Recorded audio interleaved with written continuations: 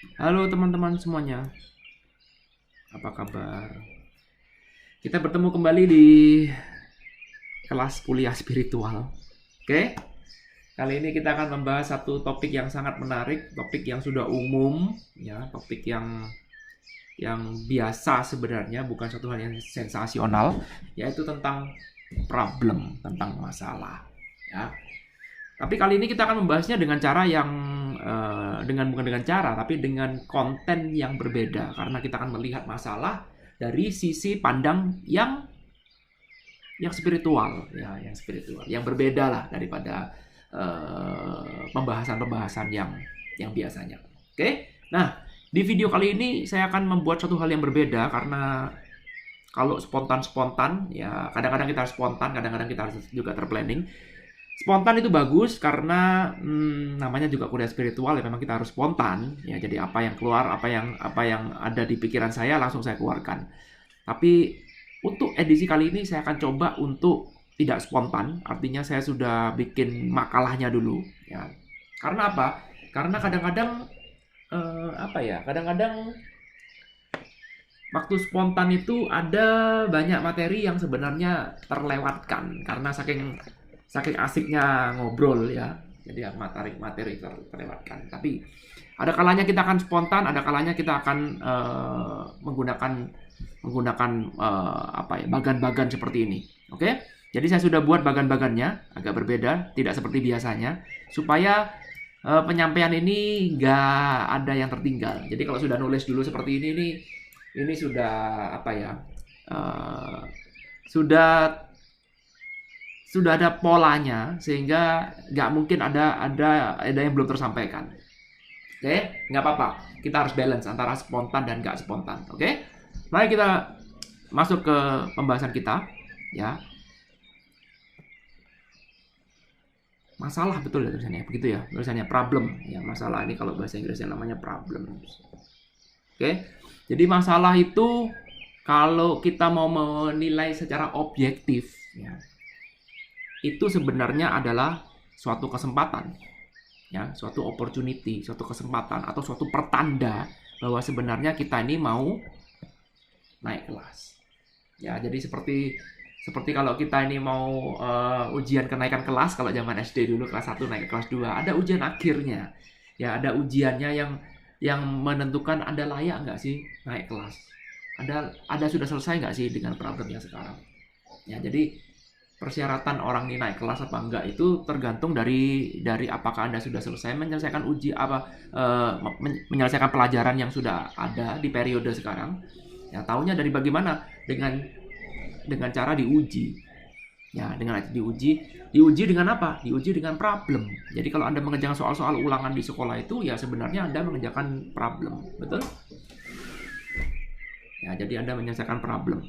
Nah, jadi problem ini sebenarnya kalau Anda dikasih ujian, sebenarnya itu pertanda bahwa Anda mau naik kelas.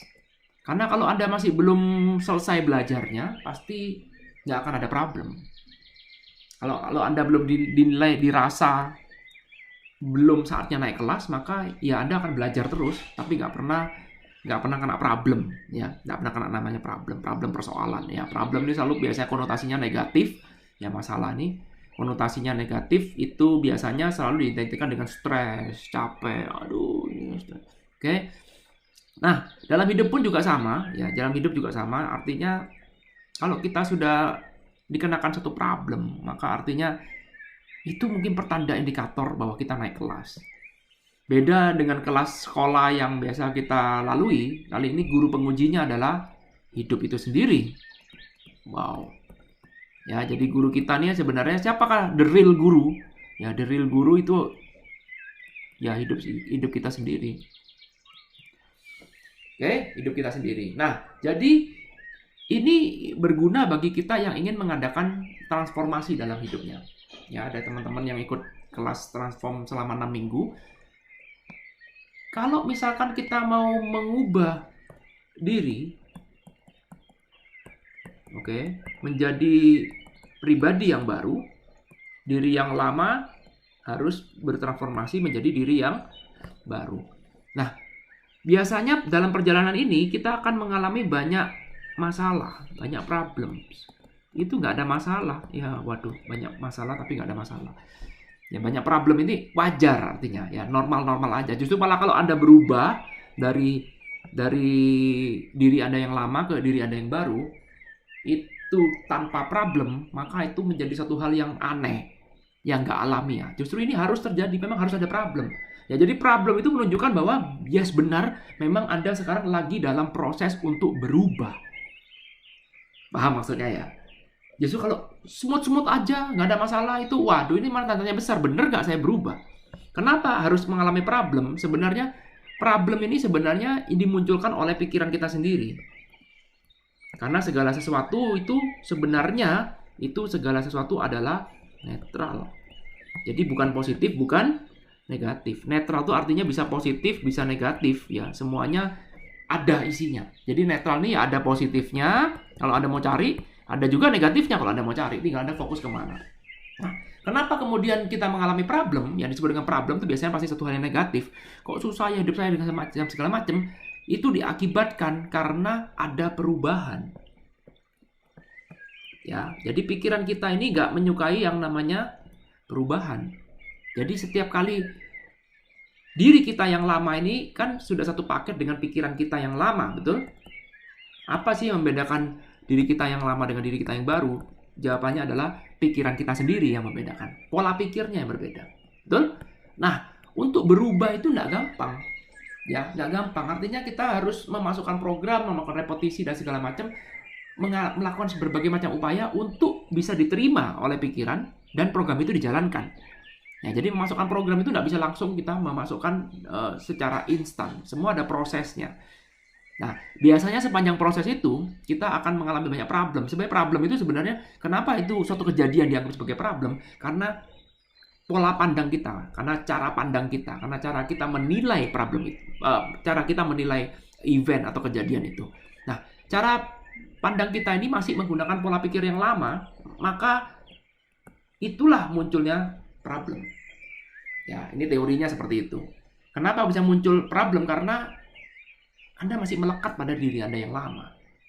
Masih belum bisa move on. Ya, apa-apa semuanya dipandang benar atau salah dilihat dari diri Anda yang lama. Dan diri Anda yang lama ini pasti akan menolak untuk menjadi diri yang baru.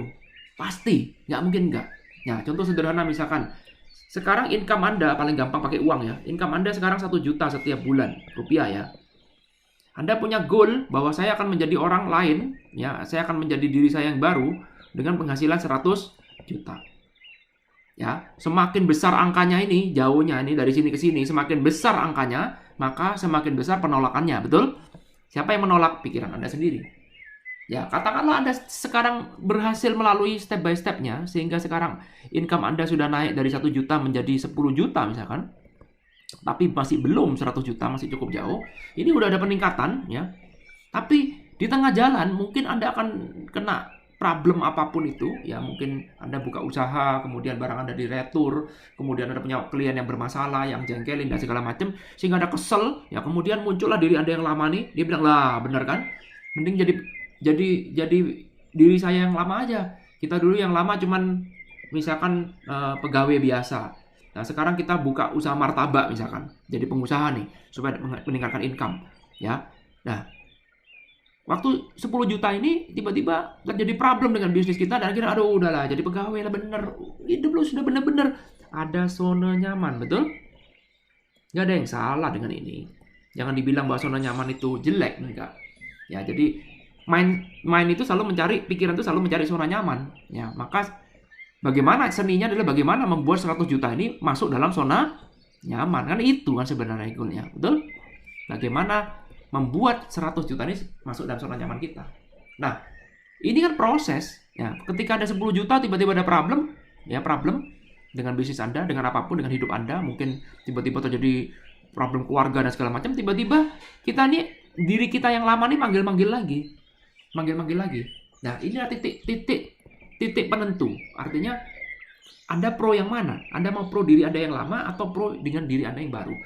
Biasanya kebanyakan orang akan balik ke diri Anda yang lama, diri yang lama. Kenapa? Karena diri yang lama itu kita sudah terbiasa dan kita sudah tahu Sedangkan 100 juta ini belum kita tahu.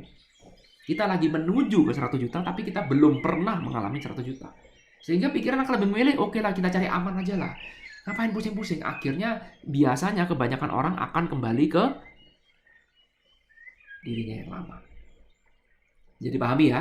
Nah itulah munculnya problem. Kita tidak membahas tekniknya bagaimana supaya tidak kembali ke diri yang lama, tapi kita sekarang membahas tentang problemnya. Kenapa problem itu bisa muncul? Ya karena perubahan. Dan perubahan itu nggak disukai oleh pikiran. Sehingga pikiran itu melihat event atau kejadian yang menimpa kita saat itu berdasarkan pola pikir kita yang lama. Bisa dipahamin? Oke, good. Mari sekarang kita melihat lagi dari sisi spiritual lagi, oke? Kita melihat sebenarnya sekarang sumber dari masalah itu apa sih? Ya, kalau kita melihat teorinya, yang menyebabkan sumber masalah itu sebenarnya adalah kita melekat pada pikiran. Ya, ini kalau kita belajar spiritual ini seperti ini, ya. Sekarang kita akan masuk satu pembelajaran baru, ya, bahwa sumber dari masalah itu diakibatkan oleh kemelekatan kita kepada pikiran. Apa artinya? Artinya adalah kita menganggap bahwa diri kita, diri sejati kita ini, itu sama dengan pikiran kita. Ya.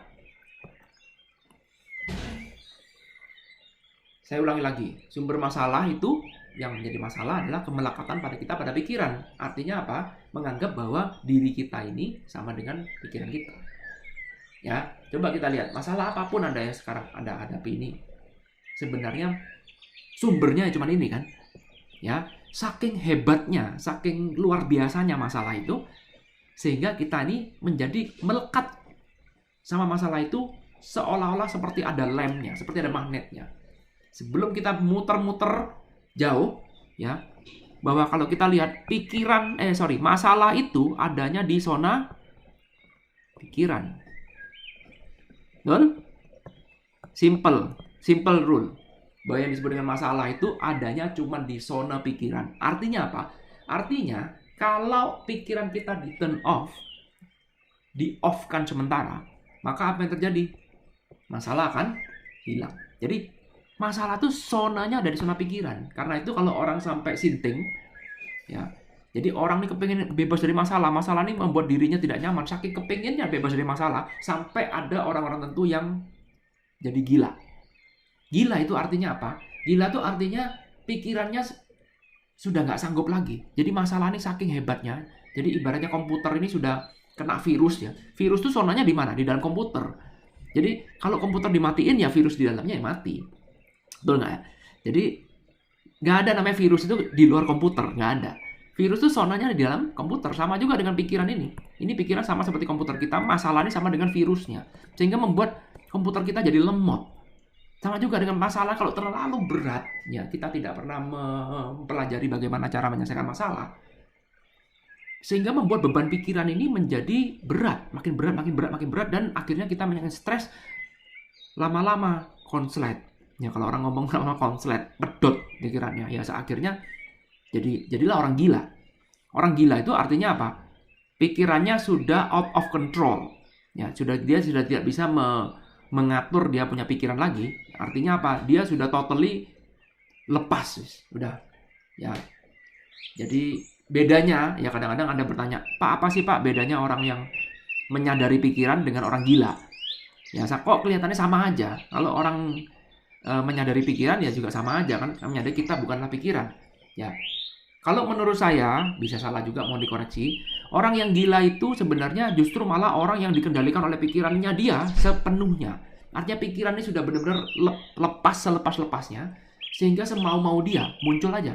Tinggal muncul. Contoh misalkan kalau Anda pergi ke rumah sakit jiwa, Anda bertemu dengan pasien yang ada di situ, itu Anda bisa melihat berbagai macam karakter yang dimainkan. Ya karakter. Ada yang orang jadi misalkan menjadi Presiden Soekarno, ya kemudian mungkin karena pikirannya terlalu memuji-muji Soekarno dan akhirnya dia bisa berpidato seperti Soekarno. Ada juga yang menjadi seorang penyanyi, menjadi Rhoma Irama misalkan, dia bisa menjadi Jadi apapun itu pikirannya udah benar-benar out of control.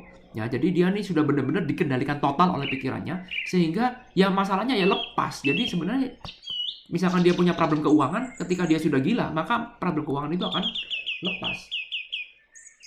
Ya, beda dengan orang yang aware, yang menyadari pikiran, yang menyadari itu adalah dia menyadari bahwa dia itu bukan pikirannya. Lah, ini dia kita sambung sini ya.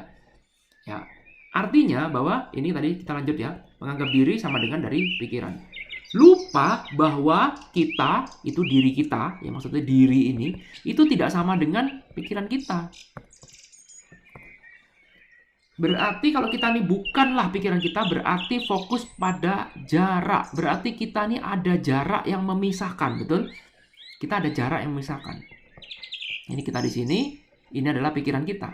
Sama juga dengan laptop, ya ada jaraknya, ada gapnya. Sama dengan laptop yang saya gunakan ini, laptop ini apakah saya? Bukan. Lalu apa bedanya saya dengan laptopnya? Apa bedanya? Ini adalah tools, ini adalah objek. Sementara saya adalah operatornya. Seharusnya seperti itu ya. Jadi kalau sampai ini teori dasarnya seperti ini. Jadi kalau sampai si operator dikendalikan oleh toolsnya, jangan salahkan toolsnya. Yang salah adalah operatornya, betul? Ya. Nah, kadang-kadang dalam hidup itu kita ini berpikir bahwa kita ini adalah pikiran kita. Ini ya sumber dari semua masalah itu sebenarnya. Sumber dari segala macam problem. Jadi kalau tadi kita di awal kita bicara tentang ilmu pikiran, ya ini yang menyebabkan problem. Jadi kalau kita pecah di sini, ini yang kita bahas tadi di awal adalah ilmu pikiran, sama-sama masuk akal. Nah, sementara yang di sini ini adalah ilmu spiritual yang menyatakan bahwa diri kita ini bukanlah pikiran kita. Nah, problem sonanya ada di pikiran. Ya, dengan kita menyadari bahwa kita bukanlah pikiran kita, maka otomatis apa yang terjadi? Otomatis kita akan tidak terlalu melekat kepada masalah. Kenapa? Ini kan sama seperti Anda lagi main game. Betul? Ada yang pernah main game di sini? Ya, kalau Anda main game PlayStation atau ada game Wii atau Anda main game Microsoft Xbox, apapun gamenya lah, atau main di Android dan segala macam, Anda akan memainkan sebuah karakter. Betul? Anda memainkan sebuah karakter. Ya, ini karakternya ini. Misalkan Anda main GTA 5, misalkan GTA, di mana karakter itu sangat brutal, di mana di dalam karakter itu Anda memainkan sebagai seorang kriminal yang berani melawan polisi dan segala macam. Pertanyaannya sekarang, apakah orang yang di dalam GTA itu adalah Anda? Bukan. Anda adalah orang yang memainkan atau mengontrol peran itu. Jadi Anda bisa menyuruh orang yang di dalam GTA ini untuk ngerampok bank, untuk nembak polisi, untuk pukulin orang, ngerampok mobil dan segala macam. Tapi Anda bukanlah orang yang di dalam karakter itu. Orang ini hanyalah sebuah karakter. Bukan diri yang sebenarnya. Karena yang mengendalikan sebenarnya adalah Anda ini yang pegang sticknya. Ya, suruh naik, suruh turun, suruh naik, suruh turun. Tapi ini adalah sebuah karakter. Dan antara Anda, diri sejati, ya, Anda dengan karakter ini ada, ya, antara Anda dan antara Anda dan karakter yang Anda mainkan ada yang namanya space, ada yang namanya jarak, ya, ada yang jarak yang apa? Memisahkan. Catat, penting banget. Anda bisa menyadari ini aja, simple rule. Anda bisa menyadari bahwa Anda itu bukanlah diri Anda sekarang. Bahwa diri yang sejati itu bukanlah orang yang Anda mainkan sebagai karakter. Bisa dipahami ya? Nah, coba kita lihat konsep seperti ini dan masuk lebih dalam lagi. Lalu, kalau kita setuju dengan konsep ini, maka kesimpulannya sekarang, problem itu ada di mana? Problem itu ada di mana? Betul sekali. Problem itu adanya di sini. Problem itu nggak bisa menyentuh diri sejati kita, nggak bisa. Nggak bisa. Jadi kalau sekarang karakter yang Anda mainkan ini ditangkap polisi, kemudian dia bersedih, dia nggak bisa menyentuh Anda yang main di sini. Betul? Nggak bisa menyentuh. Karena ini bukanlah, ada gapnya. Karakter hanyalah karakter. Ya, sementara diri yang memainkan ini adalah dirilah yang main. Yang lucu adalah kalau kita merasa bahwa diri kita sama dengan karakter yang ada di situ. Bisa nggak? Bisa. Bisa. Saking seringnya kita main sampai terpengaruh oleh karakter itu. Bisa nggak? Bisa. Bisa, tapi faktanya adalah ini ada space. Semakin Anda terpengaruh, perhatikan, terpengaruh berarti Anda terlalu fokus ya mungkin. Atau lebih tepatnya, lebih menganggap bahwa karakter ini terlalu penting ya. Terlalu penting. Ya. Inilah satu momen di mana Anda akan terpengaruh oleh karakter ini karena Anda sekarang sudah dikendalikan oleh karakter ini. Contoh misalkan orang yang kecanduan main. Beda kan? Ada orang yang cuma sekedar main, oke, saya cuma pengen tahu, oh gini toh main, udah selesai. Ada juga orang yang sampai kecanduan main, sehingga kalau nggak main sampai kejam-kejam misalkan. Bisa marah-marah. Sehingga dia lupa tidur, dia lupa bikin PR, dia lupa bikin karya misalkan. Karena kecanduan. Saking enaknya memainkan karakter ini sehingga kecanduan. Maka apa yang terjadi? Seolah-olah space ini jadi hilang. Dia lupa bahwa ada space. Mengapa dia bisa lupa? Karena dia menganggap karakter itu sudah terlalu penting, lebih penting daripada dirinya sekarang. Mungkin karakter itu bisa membuat dirinya lebih bahagia, lebih percaya diri, lebih arogan, sementara dirinya yang asli mungkin dibully, mungkin dirinya di dunia yang asli tidak percaya diri, mungkin karakternya jelek ya. Sementara di karakter yang dia mainkan ini ada orang yang ganteng, yang macho, yang keren, yang cantik, sehingga dia bisa melakukan apapun. Dia akhirnya lupa bahwa enak jadi karakter ini ya, sehingga dia lupa ada separate-nya. Paham algoritmanya? Pola pikirnya paham ya? Ya, kenapa bisa menjadi seperti itu? Kenapa kok lupa bahwa diri itu sebenarnya bukanlah karakter yang di sini? Kenapa si karakter ini bisa mengendalikan diri ini? Karena si diri merasa bahwa karakter ini terlalu penting. Nanti kita akan bahas banyak. Ya, kita akan bahas banyak mengenai kata penting ini dan mengenai analogi seperti ini. Tapi sekarang pahami dulu, terima dulu. Seperti ini loh analoginya. Ya, sama juga dengan Anda mengalami problem. Anda tuh sekarang terikat dengan problem seolah-olah seperti problem ini adalah diri Anda sendiri. Anda lupa bahwa sebenarnya diri sejati inilah yang ada di dalam kita. Dan sementara yang kita kelihatannya mengalami problem ini, Irwan yang mengalami problem sekarang ini, itu adalah sebuah karakter. Paham? Belum paham? Nggak masalah. Nanti kita akan putar-putar. Anda ikut aja video saya, akan saya ulang-ulang. Oke? Kita lanjut. Oke? Kita lanjut. Oke. Nah, sekarang. Lalu kita bertanya sekarang, oke Pak, solusinya apa sekarang? Oke? Jika kita mengalami problem, solusinya dengan ilmu yang sudah kita sharingkan, sudah kita pelajarin, maka kita sekarang akan mencoba menggunakan apa yang kita tahu ini untuk mencari solusi dari masalah. Oke? Siapa di sini yang nggak punya masalah? Semua pasti punya masalah. Oke? Mari kita lihat. Nomor 1 adalah kita harus do something. Biasa, inilah yang biasa kita lakukan ketika kita punya masalah. Kita curhat ke teman, kita konsultasi, kita ikut seminar, baca buku, dan segala macam. Mencari problem solvingnya. Oke? Nggak ada yang salah. Bukan berarti salah. Nggak ya. Nggak ada yang salah. Lakukan ini dulu. Nih tahap yang umum. Tahap yang umum. Ya, siapa tahu ini bisa berhasil, bisa. We never know. Tergantung kadar masalahnya, tergantung banyak hal. Ya, kadang-kadang di level 1 ini kita juga sudah selesai. Bisa selesai. Oh, begini. Nemu ide. Oh, begini. Oh, begitu. Bisa lihat YouTube juga. Segala macam. Baca buku, lihat YouTube dan segala macam. Anda bisa lakukan ini. Oke? Nah, cara 1 sudah dilakukan. Kemudian ternyata nggak berhasil. Ada kalanya tertentu masalah itu makin kita utak-utak, makin kita ingin selesaikan, makin kita buru-buru pengen lepas dari masalah itu. Yang terjadi malah kita ini makin terjerat pada masalah itu. Yang terjadi malah masalah ini makin bertambah, makin gak karu-karuan, makin gak terlihat jalan keluarnya. Maka kita mencoba untuk masuk ke level yang kedua. Ya, level yang kedua. Level yang kedua adalah kita melakukan do nothing. Apa yang dilakukan oleh do nothing? Yaitu kita meningkatkan kesadaran bahwa diri kita itu bukan sama dengan pikiran. Ya, jadi ini sudah mulai masuk zona-zona spiritual. Ya, mulai seperti Anda belajar ilmu-ilmu yang seperti ini, Anda mengatakan Anda akan diajak untuk berpikir bahwa coba lihat bahwa diri ini nggak sama loh dengan pikiran. Semakin ada kuat kesadaran Anda mengatakan bahwa menyadari kesadaran ya, fokusnya kesadaran, menyadari bahwa pikiran ini bukanlah kita. bahwa diri kita ini terpisah oleh pikiran, bahwa diri kita ini ada jarak dengan pikiran, maka semakin berkurang kemelekatan Anda terhadap masalah itu.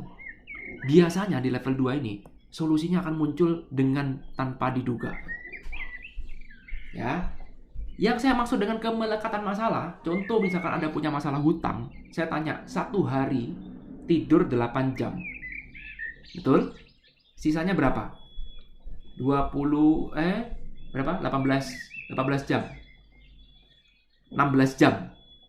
Ya, 16 jam Anda nggak tidur. Pertanyaan saya sekarang, dari 16 jam itu, ada berapa jam yang Anda bisa lepas dari masalah? Atau jangan-jangan Anda tidur pun juga mikirin masalah. Masalah hutang tadi, atau masalah keuangan. Ya, masalah apapun. Itu tandanya bahwa masalah itu saking kuatnya, itu melekat sampai seolah-olah kalau kita nggak mikirin masalah, malah kita jadi aneh.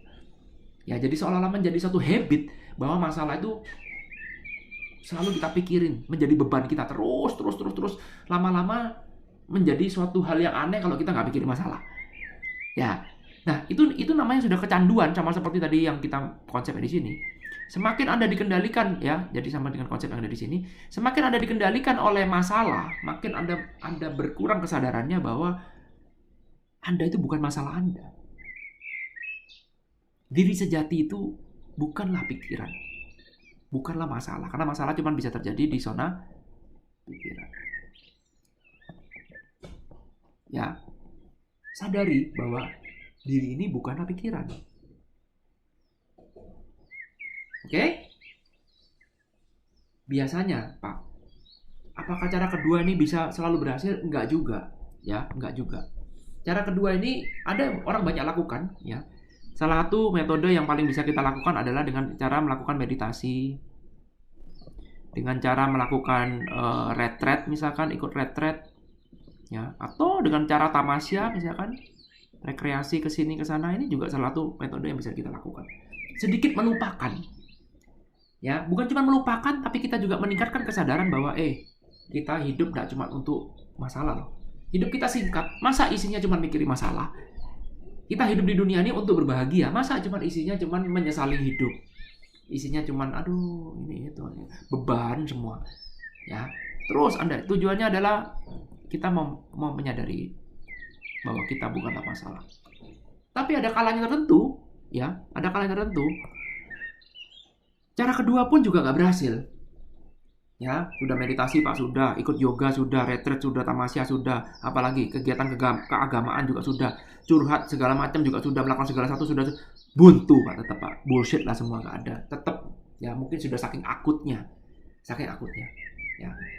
Maka Anda harus mencoba cara yang ketiga, yaitu dengan cara let it be. Ya, inilah zona-zona yang disebut dengan let things go. Ya. Jadi cara yang ketiga ini sama sebenarnya tujuannya dengan cara yang pertama. Sebenarnya tujuannya sama, yaitu menyadari bahwa diri ini bukanlah pikiran. Tapi cara yang kedua ternyata tidak bisa membawa kesadaran ke sana. Goalnya tidak tercapai. Saking melekatnya, ya, saking akutnya, saking parahnya keadaan, sehingga Anda sudah nggak bisa lagi, sudah nggak bisa, pokoknya pesimis, totally pesimis, sudah nggak karu-karuan. Maka ada cara ampuh yang terakhir kali, yaitu cara nomor 3. Terakhir kali artinya bukan untuk menyelesaikan masalah, tapi terakhir kali untuk menyadarkan Anda bahwa diri ini bukan pikiran. Ya, yaitu dengan cara membiarkan ini terjadi. Ya, ini memang harus terjadi. Ya, kalau Anda sudah melakukan sesuatu, sudah, tetap terjadi. Kemudian Anda do nothing pun juga tetap harus terjadi. Ya sudah. Artinya cara yang ketiga ini surrender.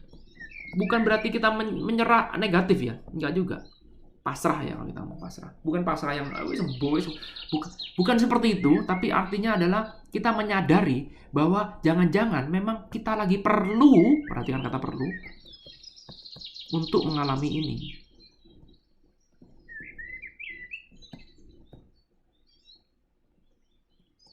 Catat, ini penting sekali. Karena apa? Karena kita sudah melakukan semuanya, kok masih aja masalah itu muncul.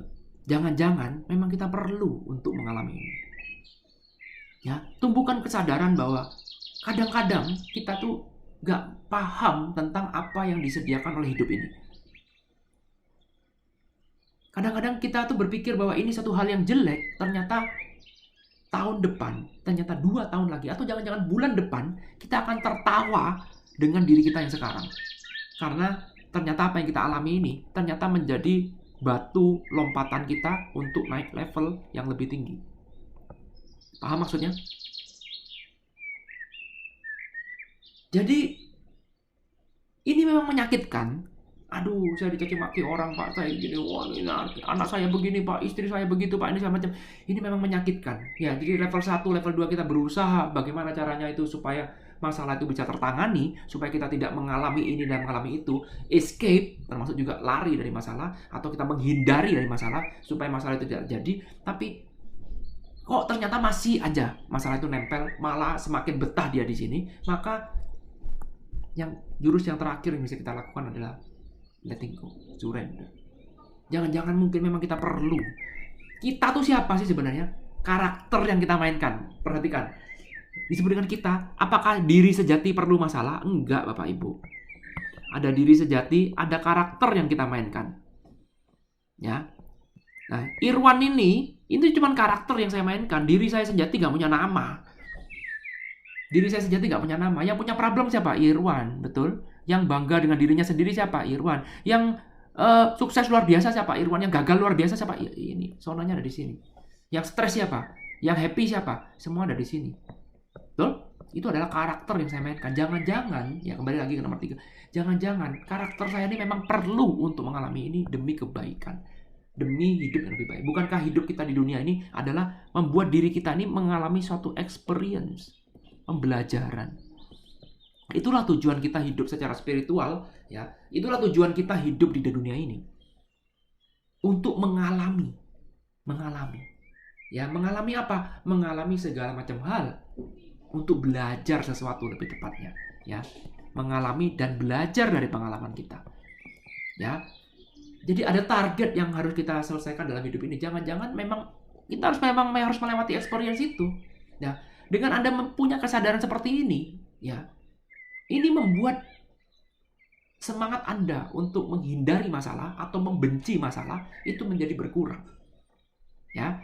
Ingat ada pepatah mengatakan the more you resist, semakin kamu menolak, it resist.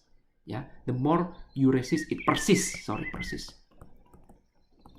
Semakin kamu menolak, dia tuh semakin ngotot, dia akan semakin datang. Semakin saya nggak mau miskin. Semakin ngomong saya nggak mau miskin, maka kemiskinan akan terus menggoda Anda. Saya nggak mau bangkrut, maka Anda akan bangkrut terus. Saya nggak mau punya utang, utang akan datang terus.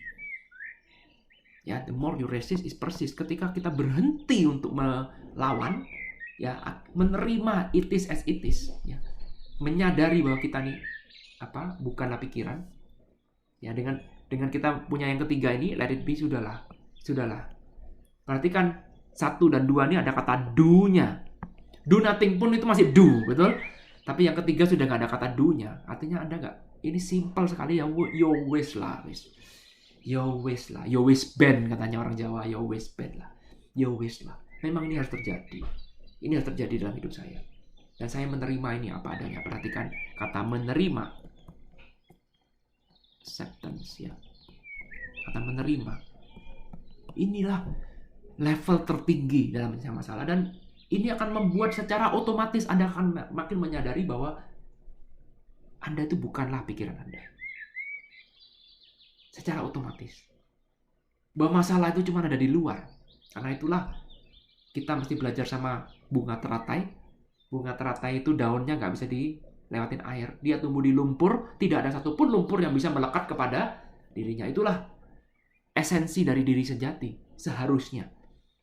Tapi karena Anda terlalu karakter, ya, terlalu menganggap karakter ini penting, ya, sehingga Anda lupa, ya, kecanduan dengan karakter ini, sehingga Anda lupa. Seperti Anda main game tadi, Anda lupa bahwa sebenarnya Anda mainkan itu diri Anda, karakter, bukan diri Anda sejati.